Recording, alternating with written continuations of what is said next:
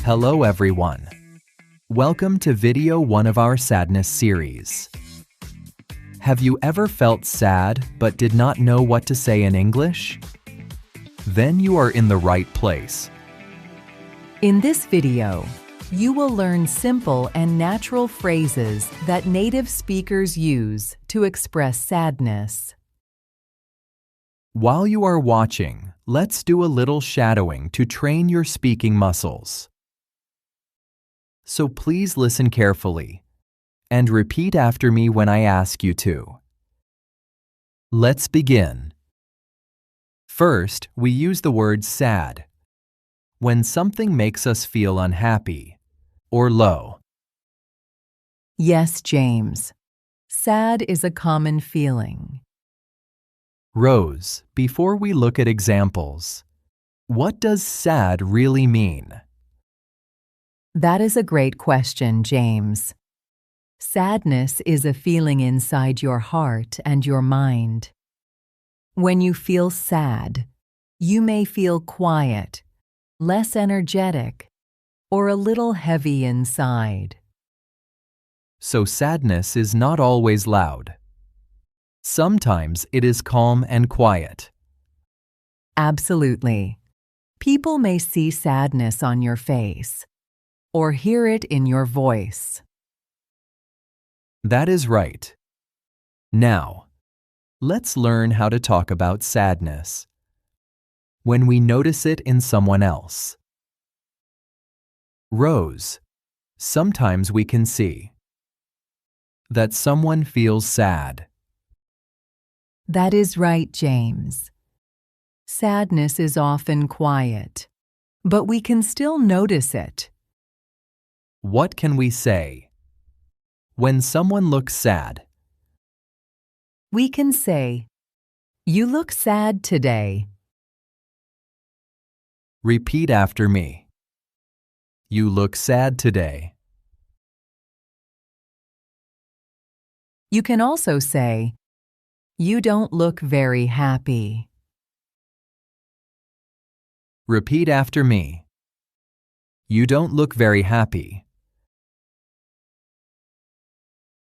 Or you can say, "You look a bit down today." Repeat after me.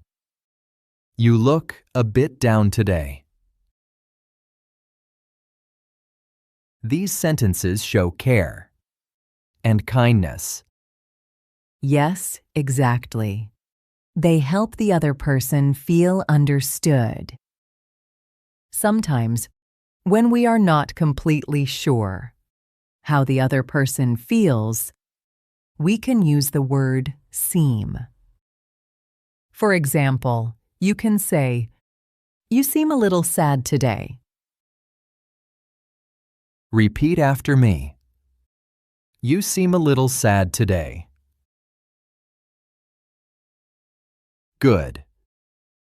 Sometimes, we can also ask a follow-up question. That is right, James. It shows care and helps the other person feel supported. For example, you can say, "You look sad today. Are you okay?" Repeat after me. You look sad today. Are you okay? Repeat after me. You look sad today. Are you okay? This sounds kind and supportive. James, so what are the phrases again that we learned in this section? They are: You look sad today. You don't look very happy. You look a bit down today. And you seem a little sad today. James, how can we use these? With a follow-up question. First, we say the sentence, and then we ask, "Are you okay?" For example, you look sad today. Are you okay? Or, you look a bit down today.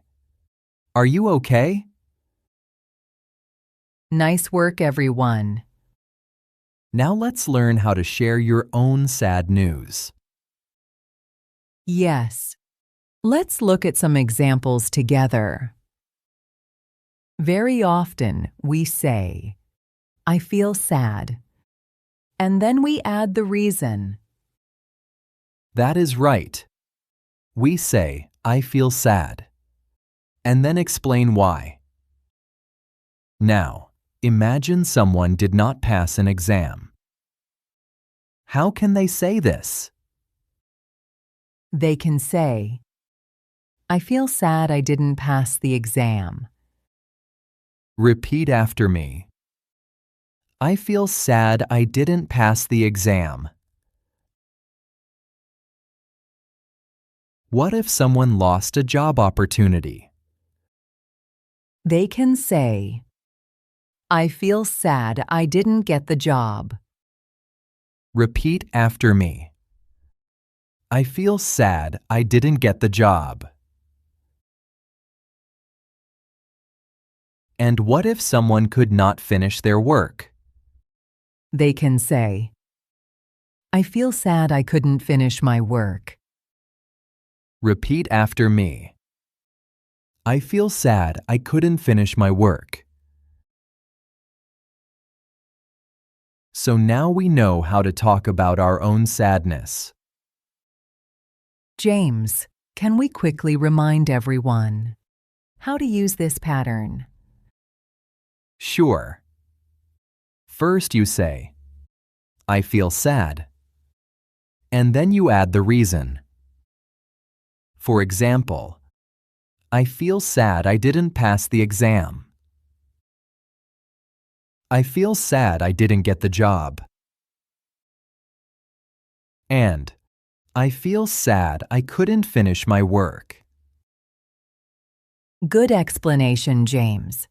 You can use this pattern in many other situations as well. You just change the reason to explain why you feel sad. Today you learned useful and gentle phrases to express sadness in 3 common real-life situations. And join us in video 2 to learn how to respond kindly when others share sad news. Before we finish, we have one small request. If you enjoy learning with us, please like this video and subscribe to Simple and Best English so we can keep growing together. Thank you for joining us to learn, grow, and shine. Bye for now. Bye, everyone.